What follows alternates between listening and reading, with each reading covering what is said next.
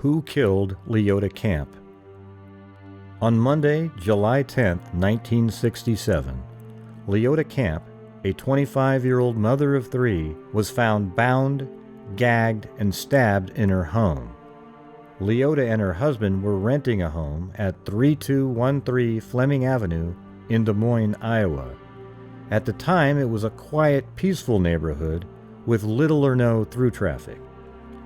Miss Leota Hodges and Raymond Camp of Des Moines, Iowa, were married on January 20, 1961, at the home of Leota's parents in Unionville, Missouri. It was Leota's 21st birthday. In 1967, the Camps were still living in Des Moines. Raymond Camp, 25, worked as a tabulating equipment operator for the Iowa Employment Security Commission. Leota, as typical for the time, was a stay-at-home mom who filled her days doing household chores and taking care of her three small children, Kevin 4, Brenda 3, and 3-month-old Kristine. The day had started off as a cool, foggy day in the upper 60s. Raymond Camp left for work as usual. Later that morning, the fog broke, and by mid-morning the temperature was around 80 degrees. Kevin and Brenda went to the backyard to play, along with some other children. Sometime in the late morning, Leota went outside to hang some laundry out to dry and to check on Kevin and Brenda. When she finished hanging the laundry, she went back inside to check on 3-month-old Kristine. A little after noon, Kevin and Brenda went inside the house, perhaps to get something to eat. The two noticed Kristine on a blanket on the living room floor. They then found their mother on the bed in the front bedroom, lying face down on blood-soaked sheets. There was a knife protruding from Leota's back, which Kevin removed and placed on the bed. After seeing this horrific scene, Kevin and Brenda ran to the home of a neighbor, Mrs. Mary Grow, of 3209 Fleming Street, saying that "Mommy is bleeding." Mrs. Grow then ran to the camp residence and found Leota lying on the bed. She then ran to Mrs. Nellie Edwards' house at 3217 Fleming Street, telling her to come quick. Something terrible has happened to Leota. Mrs. Edwards, after arriving at the camp residence, noticed 3-month-old Kristine on the living room floor, lying on a blanket, feeding from a warm bottle. Mrs. Edwards then found Leota lying on a bed, face down, with her hands crossed and tied behind her back with neckties. Her ankles and neck were also bound with neckties. A necktie was stuffed in her mouth as a gag. Mrs. Edwards removed the gag from Leota's mouth and attempted to communicate with her. Leota was apparently still alive, but unfortunately unable to answer any questions. A 6-inch bloody knife was found next to Leota that had been removed from her back earlier by her 4-year-old son, Kevin. Mrs. Grow and her nephew, Max Gosling, called authorities, and a short time later, a fire department rescue squad arrived and began administering artificial respiration and continued for the entire 7-minute drive from the camp residence to the Polk County Hospital. Unfortunately, these efforts went for naught. She was pronounced dead on arrival. An investigation began immediately.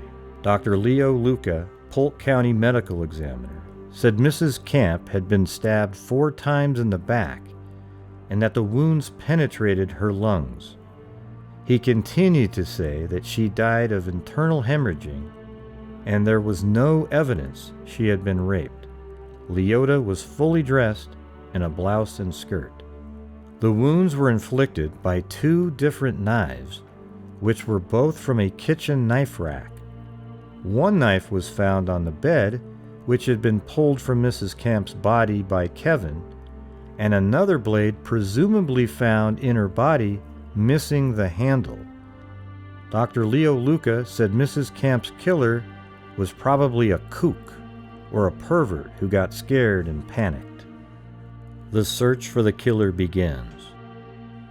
A neighbor told police that a young man parked his car about a house and a half away from the camp home at about 11 a.m. The man got out of the vehicle and cut diagonally across the camp front yard and entered the home. She thought the car might have been a Ford Mustang with louvers behind the doors.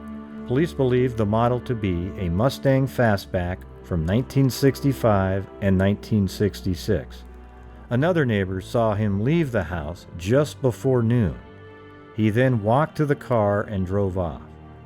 Authorities believe the suspect to be white, about 23 to 30 years of age, stockily built with fair complexion, and about 5'9" to 5'10".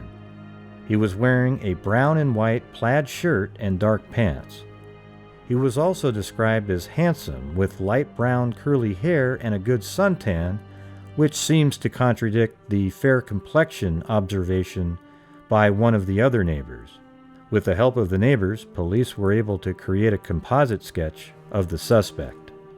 Police Captain Cletus M. Leeming noted that the house showed no signs of forced entry and that the doors were unlocked. Investigators wondered if Mrs. Camp knew the killer based on his description and similar age range.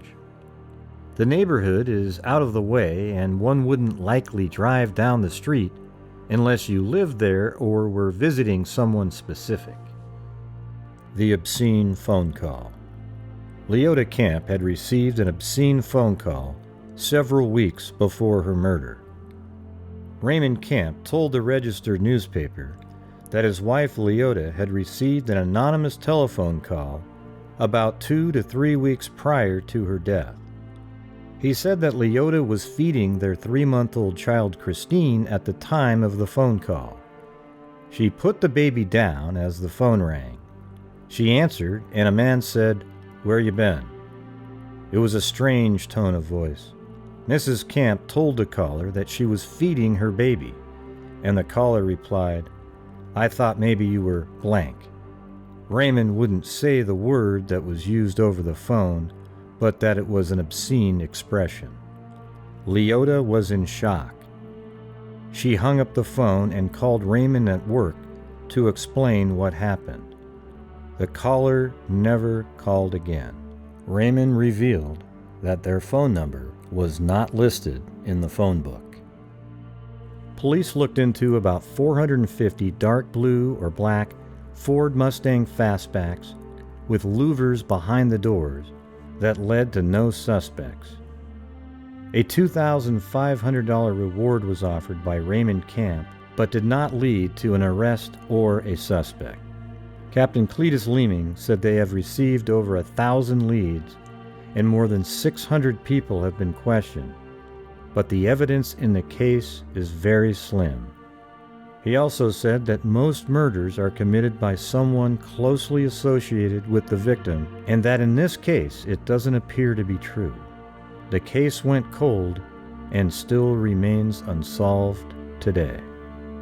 Anyone with information about the Leota Camp unsolved murder case is asked to contact the Des Moines Police Department at 515-283-4864 or the Iowa Division of Criminal Investigation at 515-725-6010 or email at dciinfo@dps.state.ia.us.